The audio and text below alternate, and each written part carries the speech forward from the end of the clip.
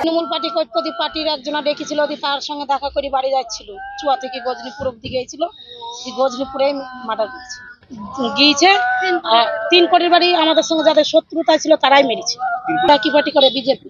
ওরা তৃণমূলে ছিল, বিজেপি শত্রুতা আমাদের সঙ্গে কি নিয়ে ওই জায়গা কারণে ওরা ওদের সাথে ঝামেলা, ওরা না পার্টি মাটির ব্যাপার নাই, ওরাই যারা মেরেছে তারাও তৃণমূলে ছিল আগে বলে আমরা জানি না, এখন কিসে আছে কি জানি আমরা জানি।